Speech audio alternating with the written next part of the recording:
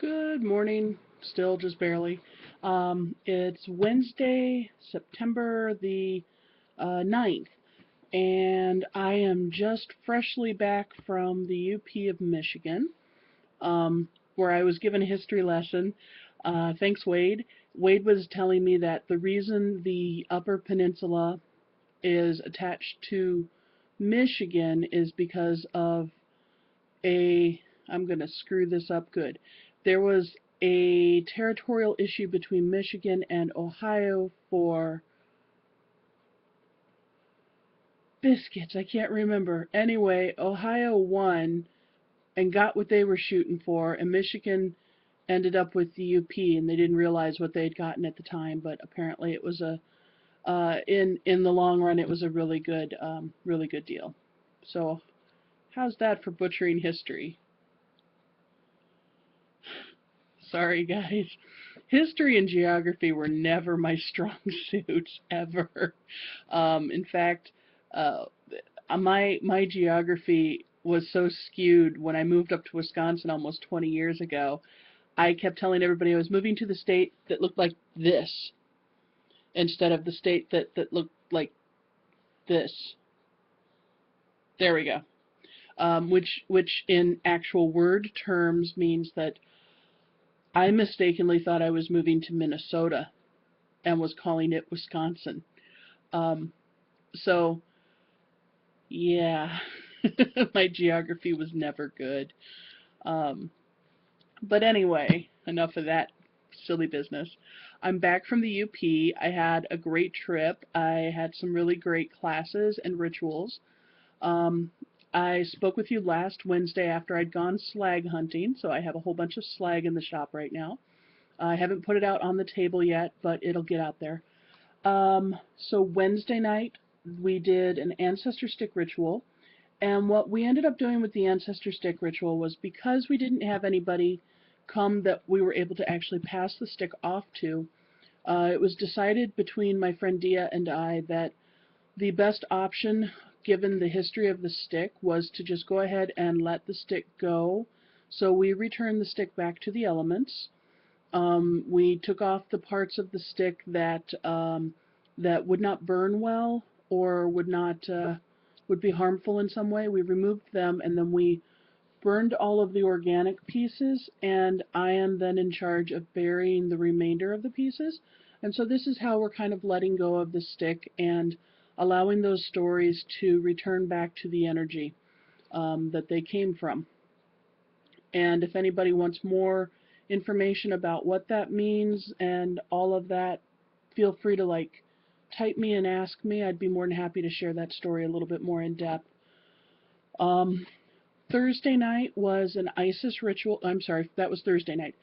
Friday night was an Isis ritual.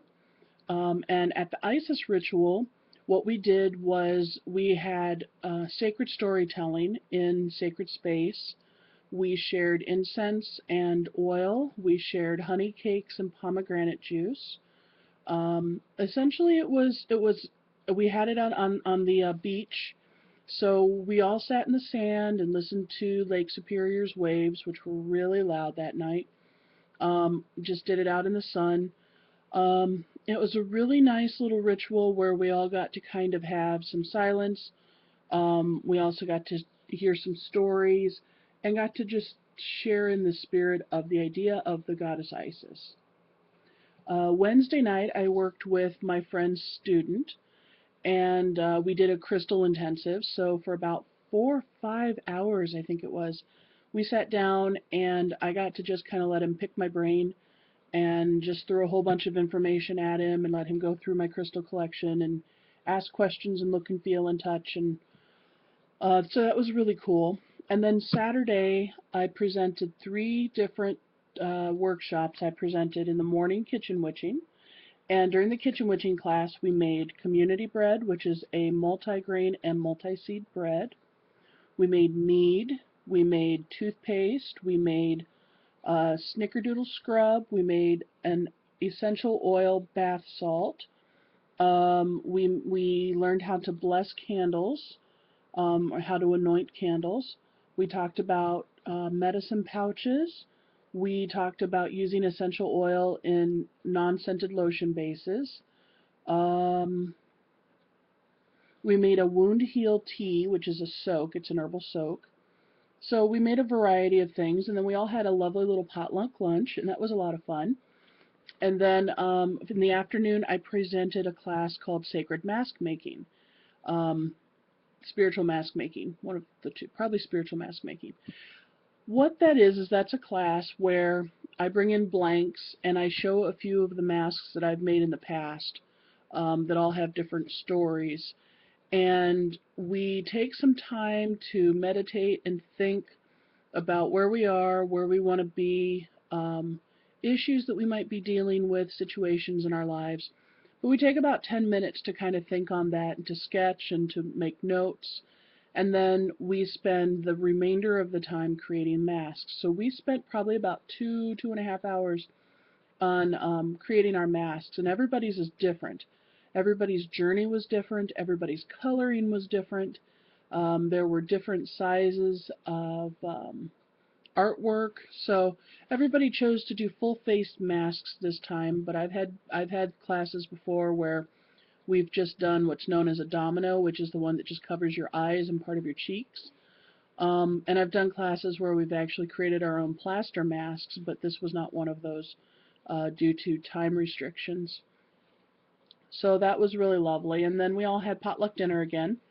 I love having potluck dinner with people. And then for the evening, what we did was we held a crystal salon. And during the crystal salon, what we did is we had treats and like some extra tarot decks and some divination rods, some pendulums, dowsing rods and some pendulums and some charts, and put all this out on the table. And then I took each person that was attending the salon, I took them aside for about half an hour for a reading. And we did a crystal reading based on the set that I use. So everybody kind of got to have a little bit of personal one-on-one time and a little bit of insight. So it was a really long day. It was a really intense day. Um, I think it was intense not only for me, but I think it was intense for the folks who attended too. I think everybody got a little something out of it. So yeah, it was a really good trip. I got to hang out with my friends' kids. They're 5 and 2, 3, 2, 2. And they're just little munchkins. Oh my goodness. And I'll never look at apples the same way again. Kids and imagination are just crazy. Um, and I got to play Minecraft with the older one, which is always great. So it was a really good trip, and then I got to come home and go right away to rehearsal for a musical I'm going to be playing in. It's our opening week. So tonight is our first dress rehearsal, and it's private, and tomorrow night is our second and last dress rehearsal, and that one will have a small audience with it. It'll be an invite-only audience. And then Friday night is opening night, and so for the next 3 weeks I'll be doing a lot of stuff with the musical. So that means my Fridays and Saturdays might look a little bit weird in the shop.